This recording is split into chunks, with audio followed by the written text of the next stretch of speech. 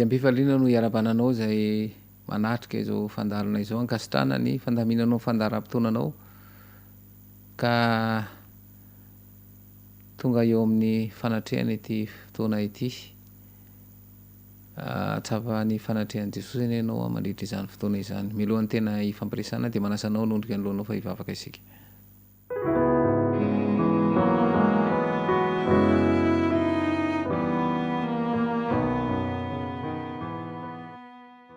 Vavaka isika rana izy any an-danitro, ianao ilay raina ny lanitra sy ny tany. Tombotombo mpanjaka ny mpanjaka ame fanjatra rehetra tolotra ianao ry antehera sy ny lazara vonahitra mandrakizay. Ny tsy fahafezana fisaina ka mahatonga ny ainotana retranao ka tanana fona aminao zanak'ankehitriny. Misaotra anao Jesosy satria mbola afaka manaraka izao fandarana izao. Fanjavansaina avy amin'ny fanaramasina no ahafantaranay. Sitraponao ka ampio izay mba hanateraka izany sitraponao zany ka hisy fiovana eo amin'ny fiainanay tsirairay avy indrindra any amin'ny tokantrano izay misy anay fifandraisany mpivady ny ray aman-dreny sy zanaka ary ny samy mpiray-tam-po. Tonona sy angatana amin'anao Jesosy Kristy mivavaka. Amen.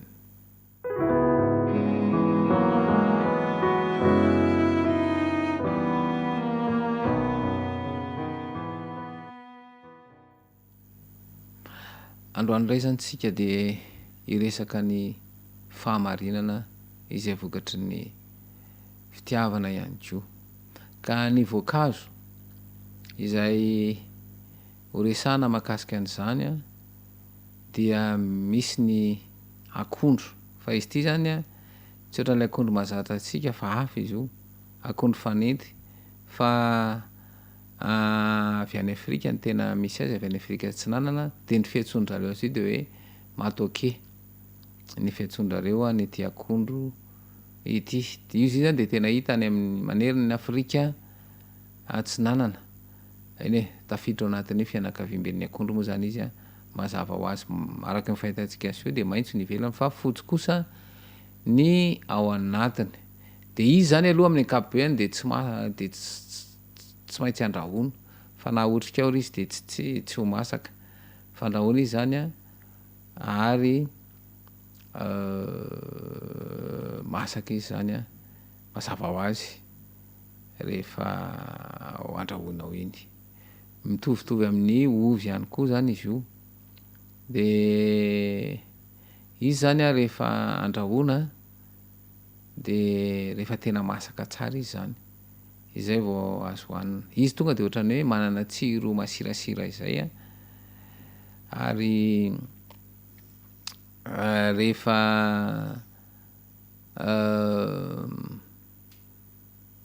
zay mahatonga azy hoe azo endasina ary maneno tsara izy io rehefa endasiny. Aty Madagasikara moa dia misy karazana izy io any amin'ny faritra Atsinanana zany dia misy karazan'ity akondro ity.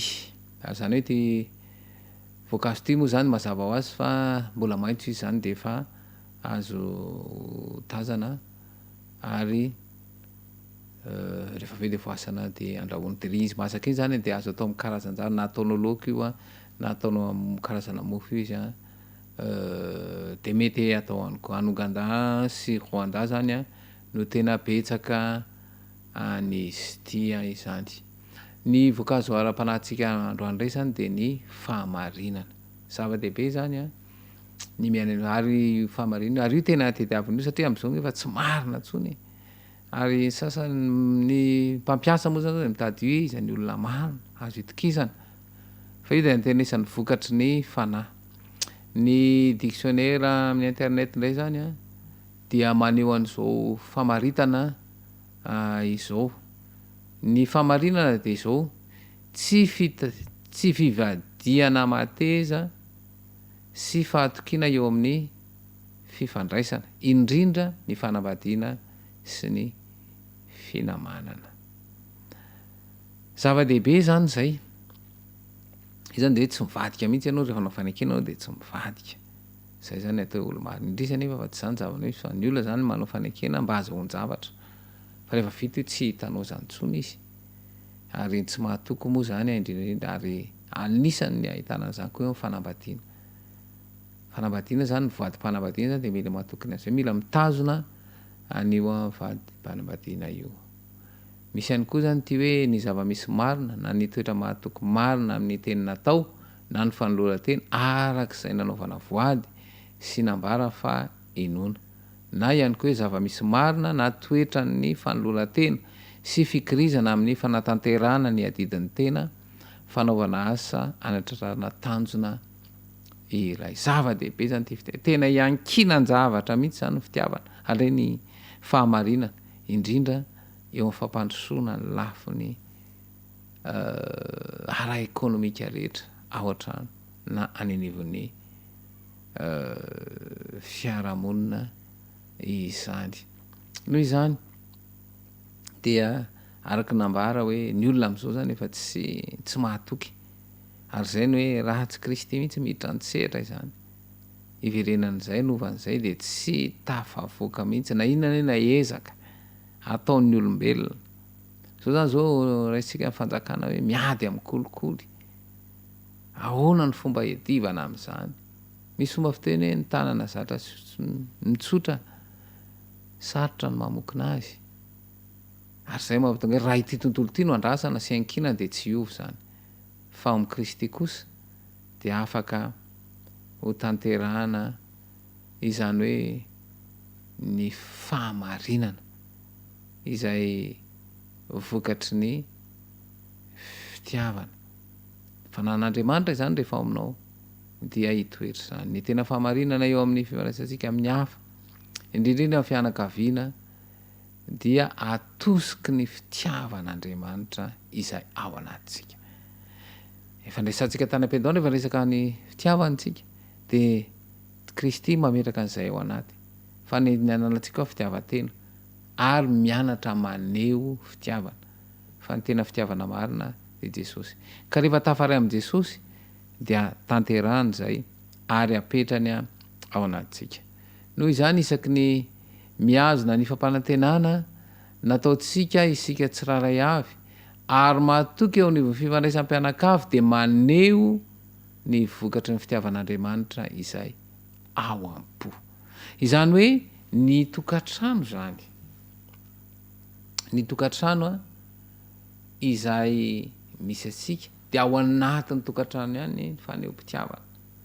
Ao no anehoana an'ilay fahamarinana zay tiana fa any ivelany zany tsy misy an'izany any ivelany. Ary zay mahatonga hoe zava-dehibe io tokantrano io ankonana io. Fa ao ny fitaizana fa rehefa mahomby ao an-tokantrano fitaizana de ahomby zany any ivelany. Fa raha vao tsy mahomby tsy ahomby zany any ivelany. Zay mahatonga ny resahana eto foana hoe efa variana amin'ny demanaka ray aman-dreny de lasa tsy zay intsony de lasa ankininy amin'ny any ivelany le de zay mahatonga ny olona ny tokantrano io satria raha vao tsy ny ao an-tokantrano miainga sy miaraka mantanteraka an'izay ny any ivelany any tsy afaka manatanteraka an'izay raha hoe ny any ivelany zany. Noho izany ho ampivady zany isaky ny mahatoky amin'ny voadim-panambadiana na ao an-tokantrano am'izany de zao maneho ny vokatry ny fitiavana amin'ny alalan'ny fahamarinana. Mazava hoazy mantsy satria io mantsy anie no heverin'ny olona hoe voady zany de azo tsy tanterahany kanefa tsy maneho fahamarinana satria matoa manao voady de ny voady tsy maintsy tanterahana, matoa nanao fanekena de tsy maintsy tanterahana ny fanekena. Fa io moa zany fitaka ataon'ny devoly de zao ny ataony hoe afaka manao voady anao fa za manatanteraka. Zany fandika ataon'ny devoly zany.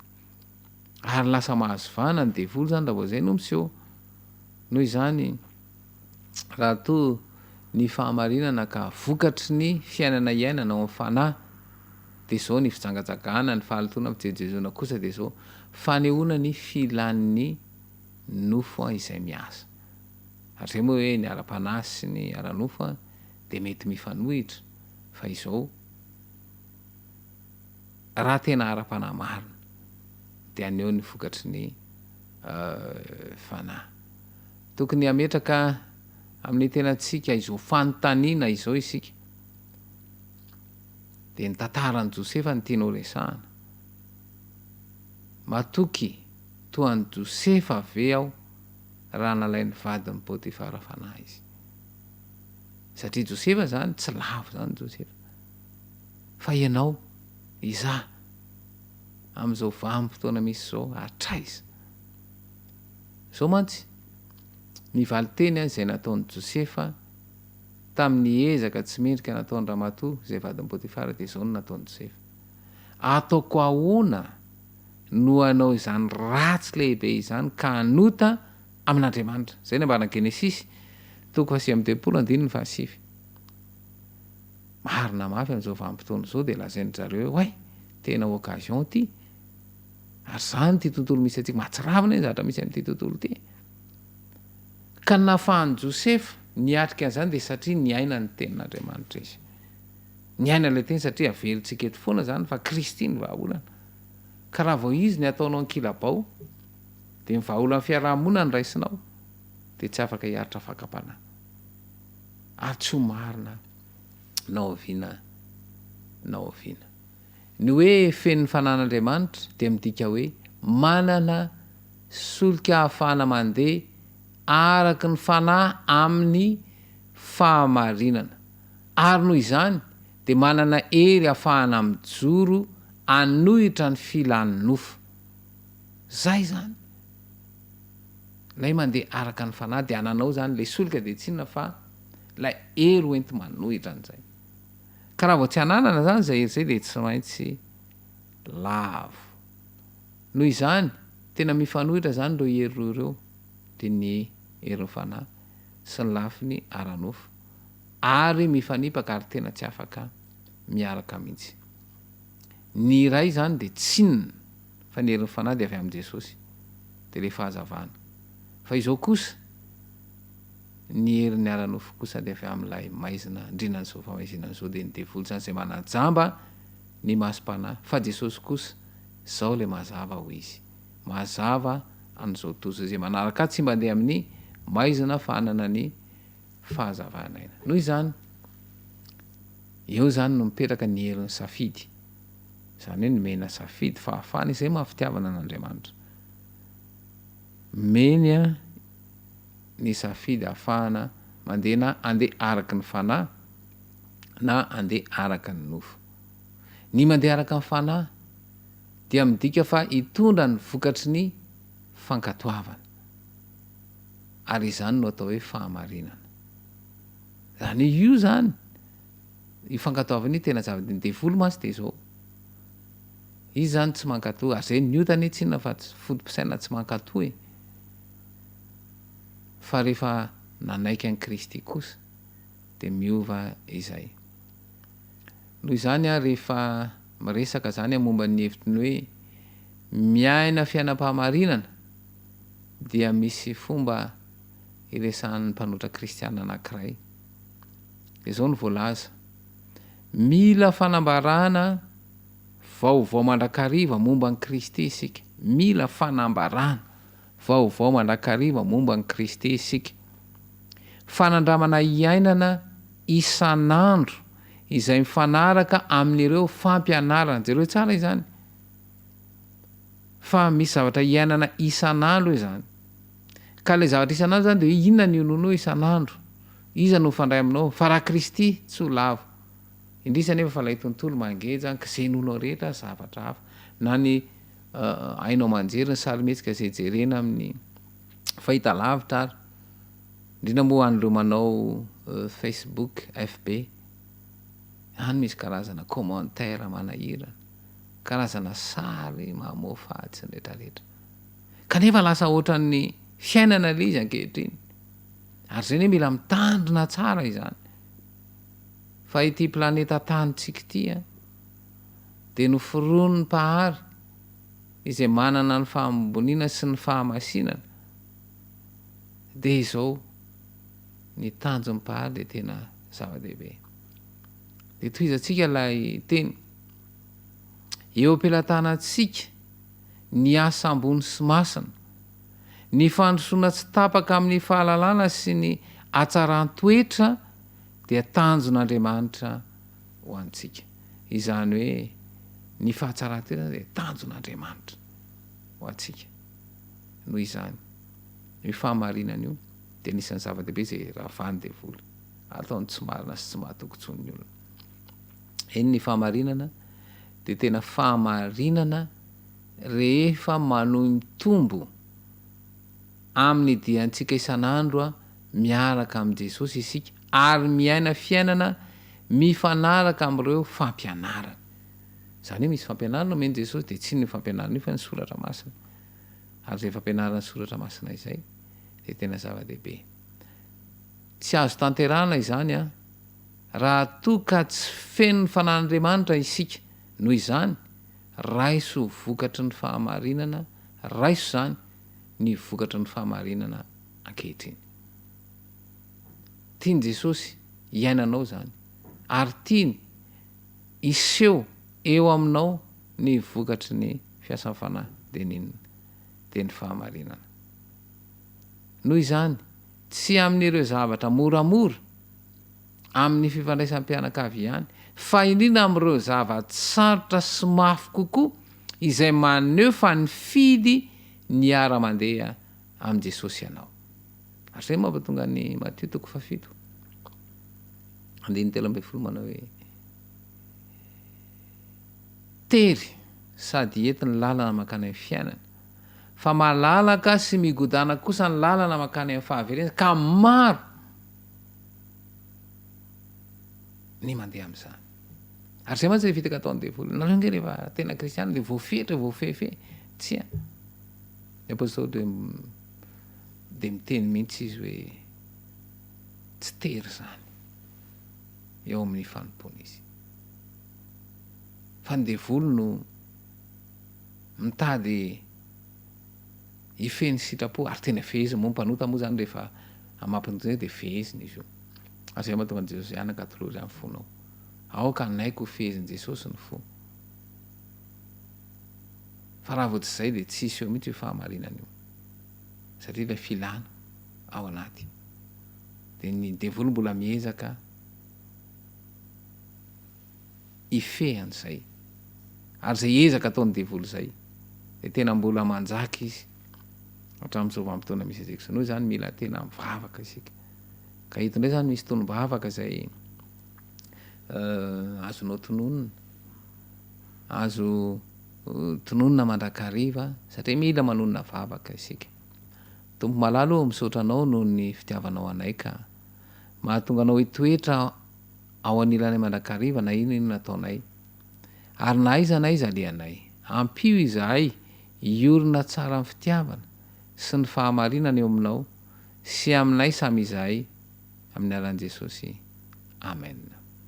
Zany tombavaka zany de manampy anao ka manaova tombavaka matetika indrindra ohatrany toe zavatra sarotra sy mafy de mivavaha mangataha amin'i Jesosy fahazavantsaina hoe inona tokoa no tokony ho atao. Tonga indray tsika eo amin'ireo karazana fanontaniana izay afahantsika mpianakavy mifampiresaka indray satria io ny hoe tsy ampy ny fifampiresan'ny mpianakavy ka amin'ny alalan'ireto fanontaniana reto de aoka mpianakavy tsara mba handray anjara aoka zany ray aman-dreny mba hitady ny fomba ahafahan'ny ankizy handray anjara satria araka nambara eto foana hoe efa tsy ampy tsony fifampiresan'ny ray aman-dreny sy ny zanaka variana any amin'ny asa aman-draharaha variana amin'ny didy aman-andraikitra de tsy ampy ka ao anatin'reto fanontaniana reto dia hovaliany tsiraray avy arak'izay fahatsapany sy arak'izay veriny fa mety sy sahaza ary zay mahatonga tonga de pratika avy hatrany mihitsy no ataontsika amin'ny famalina an'reto fanontaniana manaraka ireto izany. Ny heveriko fahamarinana dia jananao zany mijery hoe ahoana tokoa moa zany. Ny fahamarinana de vokatry ny fanahy satria amin'ny fomba ahoana zany nasehon'i Jesosy atsika ny fomba hijoroana ho marina rehefa. Ireo olona hafa ao amin'ny baiboly izay marina tamin'Andriamanitra sy ny hafa dia tena sarotra amiko no ny ho marina tsy mivadika mendrim-pitokisana rehefa. Io koa zany tena resao io fa tena zava-dehibe io.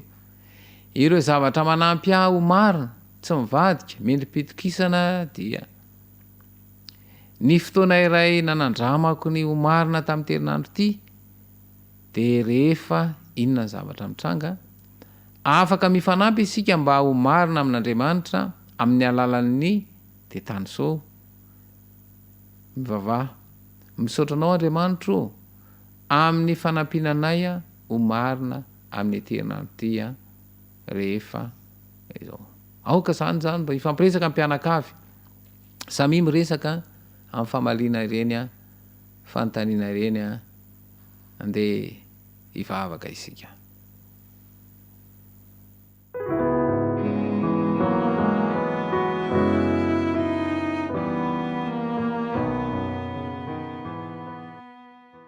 Vavaka isika misaotra anao Jesosy malala satria mbola ampitodirana mandrakariva eo aminao ny fijerinay amin'ny alalan'izao fandarinay izao. Ny fahazavan-tsaina avy amin'ny fanenao masina mandrakarivany no ifeny fisainanay ka mba ho azonay ny zavatra tiana ka hompiarinay avy hatrany eo amin'ny fiainana mba hanavotana ny olana ny mitokantrano tsirairay avy ny olona mpivaly ray aman-dreny sy zanaka samy mparaitam-po ka iseho ny voninahitra ao aleo ka mba hanana zany fahamarinana izany zay takiany zao fiarahamonina zao moa fananana fahamarinana. Tononona sy angatana amin'ny nanao Jesosy Kristy mivavaka. Amen.